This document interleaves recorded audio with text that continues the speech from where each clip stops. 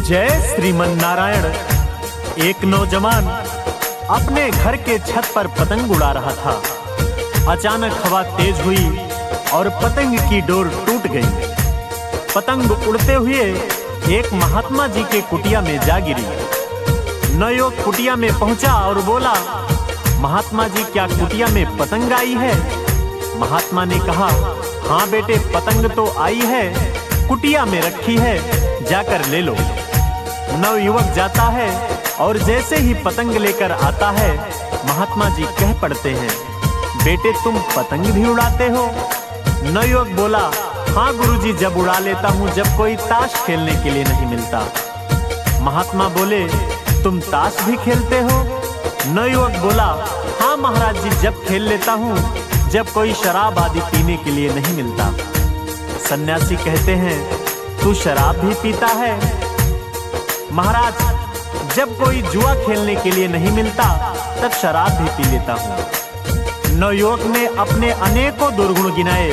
सन्यासी कहते हैं, अरे तुझे परमात्मा ने मानव चोला दिया है कुछ अच्छा करने के लिए, लेकिन तू है कि बुराइयों में फंसा है।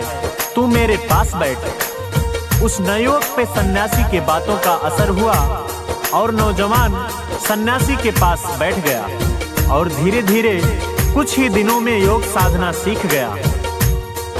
इसको 4-6 महीना जब बीता तो कहता है, अरे स्वामी जी, मेरा परिवार भी है, मेरी माँ है, पिता है, भाई बहन है और मेरी पत्नी भी है। मैं घर जाना चाहता हूँ और यहाँ तक कि मेरी माँ मेरे बिना रह भी नहीं सकती, मेरी पत्नी मेरे बिना नहीं रह सकती, पिताजी मेरे बिना रह ही नहीं सकते। मैं घर जाना चाहता हूँ, उनसे मिलकर वापस चला आऊंगा। स्वामी जी महाराज ने उसे समझाया, बेटे दुनिया में कोई किसी का नहीं है, ये रिश्ते नाते स्वार्थ मात्र हैं, केवल तू ही अपना कर्म अपने आप भोगेगा। नवयुवक कहता है, ऐसा कैसे हो सकता है? स्वामी जी महाराज कहते हैं, विश्वास नहीं तो परीक्षा करके देख ले। कहते हैं, तू अपने घर जा, अपने घर जाके लेट जाना और कह देना मेरी तबीयत कुछ ठीक नहीं है, और यहाँ तक कह देना मेरी तबीयत अगर ज्यादा बिगड़ जाए तो किसी डॉक्टर को मत बुलाना, मेरे गुरुजी को बुलाना जो पास की कुटिया में रहते हैं। मैं आऊंगा और सिद्ध करके दिखा दूंगा। नवयुवक ऐसा ही करता है, घर जाता है, माँ बहुत खुश होती है, पत्नी बहुत खुश होती है, पति आया है। माँ कहती है, बेटा भूखा होगा, रोटी खा ले। कहता है, माँ मेरी तबीयत कुछ ठीक नहीं है, मैं सोने जा रहा हूँ, और अगर मेरी तबीयत ज़्यादा बिगड़ जाए तो किसी डॉक्टर को मत बुलाना, यहीं पास की कुटिया में मेरे गुरुजी रहते हैं, उन्हें बुला लेना।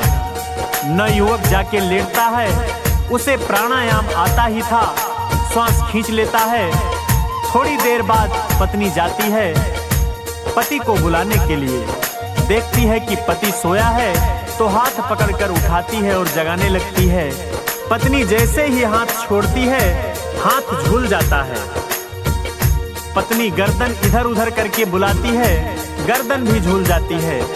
पत्नी जोर जोर से चिल्लाती है, अरे माँ देखो इनको क्या हो गया। माँ आती है, पिता आता है, भाई बहन आते हैं, देखते हैं अब प्राण नहीं रहा। सभी लोग रोते हैं, चिल्लाते हैं और शव को दफनाने की तैयारी करने लगते हैं। इतने में माँ को ख्याल आता है कि बेटे ने कहा था कि अगर मेरी तकलीफ ज्यादा बढ़े तो पास में मेरे गुरुजी हैं, उनको बुला भेजना। माँ ने वैसा ही किया। गुरुजी आते हैं और कहते हैं, इनके प्राण अभी भी बचाए जा सकते हैं, लेकिन उसके लिए आप लोगों को एक काम करना है। सभी लोग बोल पड़ते हैं, बताइए क्या करना है? महात्मा जी कहते हैं, मेरे पास मंत्र की ऐसी पुड़िया है, अगर आप में से कोई उसे खा लेता है ये लड़का जिंदा हो जाएगा, लेकिन जो पुड़िया खाएगा उसकी मृत्यु हो जाएगी। सभी लोगों में सन्नाटा छा गया। सन्यासी माँ की तरफ बढ़ते हुए कहते हैं, आप ये पुड़िया खा लो आपका बेटा जिंदा हो जाएगा। माँ कहती है, अभी हमारी उम्र ही क्या है, भगवान ने चाहा तो दूसरा बेटा हो जाएगा। स्वामी जी पुड़िया लेकर उसके पिता की तरफ बढ़ते हैं। कहते हैं, ये पुड़िया खा लो, तुम्हारा बेटा जिंदा हो जाएगा। पिता कहता है, स्वामी जी अपने पोथी पत्रा निकालो, उसमें देखो अगर किसी दूसरे बेटे का योग बन रहा हो फिर ऐसी कोई दिक्कत वाली बात नहीं है। स्वामी जी भाई बहन के पास जाते हैं। सभी लोग कोई ना कोई बहाना करके टाल देते हैं। स्वामी जी पड़ोसियों की तरफ जाते हैं। पड़ोसी उठकर जाने लगते हैं। तब सन्यासी जी कहते हैं, अच्छा आप लोग नहीं खाओगे तो मैं ही ये पुड़िया खा लेता हूँ। सभी लोगों ने कहा, हाँ स्वामी जी आप खा लो, सन्यासियों का जीवन वैसे परोपकार के लिए होता ही है। स्वामी जी पुड़िया खाते हैं और लड़के को बुलाते हैं। लड़का अपने गुरुजी की आवाज सुनकर आता है। स्वामी जी कहते हैं, बोल बेटे कौन किसका है। उस आदमी को सत्य का ज्ञान हो जाता है और कहता है, गुरुजी कोई किसी का नहीं है, इसलिए अपने काम से जो भी समय बचे उस परमपिता परमेश्वर की भक्ति किया करें।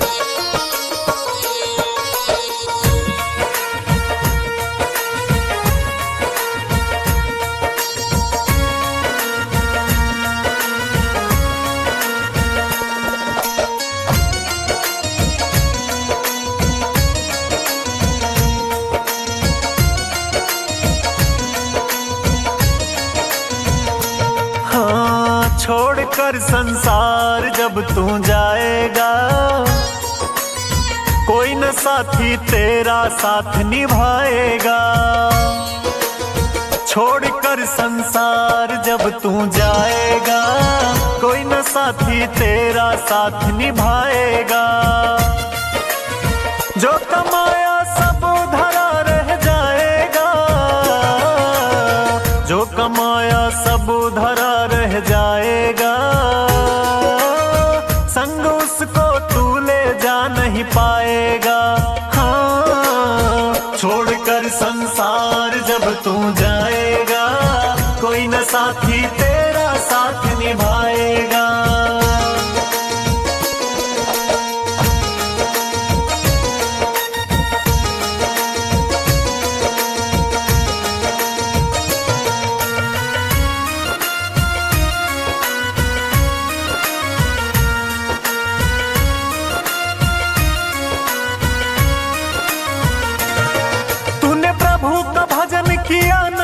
सत्संग किया न दो घड़ियां,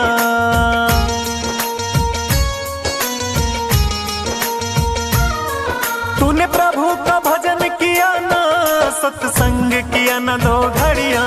यमदूत पकड़ कर तुझको तेरे डालेंगे जब हथकड़ियां, तो कौन छुड़ाएगा, कोई न साथी तेरा साथ निभाएगा। हाँ, छोड़कर संसार जब तू जाएगा, कोई न साथी तेरा साथ निभाएगा।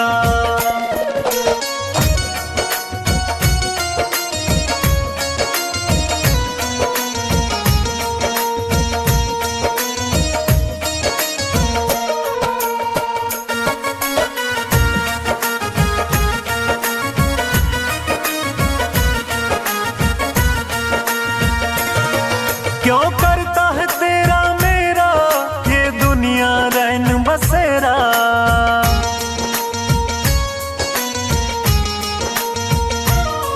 क्यों करता है तेरा मेरा ये दुनिया रैन बसेरा। यहाँ कोई न रहने पाता, बस 4 दिनों का डेरा। हंस उड़ जाएगा, कोई न साथी तेरा साथ निभाएगा। छोड़कर संसार जब तू जाएगा, कोई न साथी तेरा साथ निभाएगा।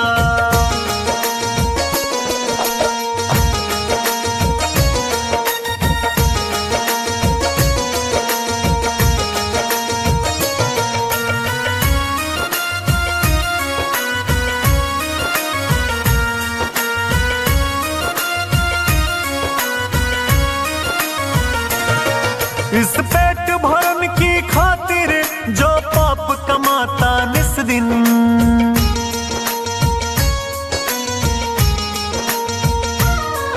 इस पेट भरन की खातिर जो पाप कमाता निस दिन, शमशान में लकड़ी रख कर तेरे आग लगेगी, एक दिन खाक हो जाएगा, कोई न साथी तेरा साथ निभाएगा। हाँ, छोड़कर संसार जब तू जाएगा, कोई न साथी तेरा साथ निभाएगा।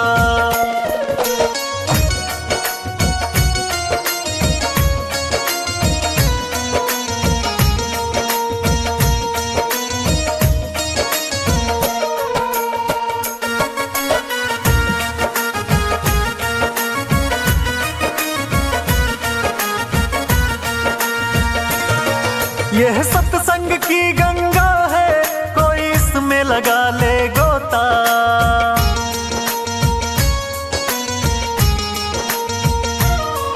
यह सत्संग की गंगा है, कोई इसमें लगा ले गोता, वरना इस दुनिया से तू जाएगा एक दिन रोता, फिर पछताएगा, कोई न साथी तेरा साथ निभाएगा।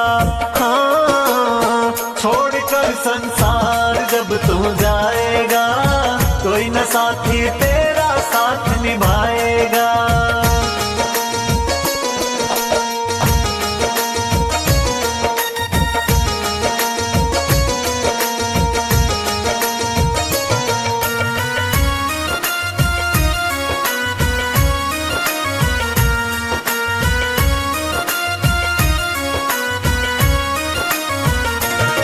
अब शरण प्रभु चरणन में तू प्रीत लगा ले बंदे,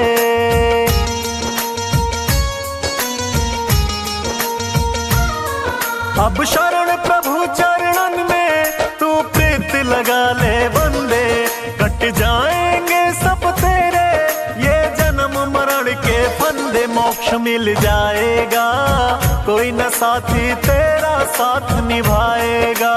हाँ, छोड़कर संसार जब तू जाएगा, कोई न साथी तेरा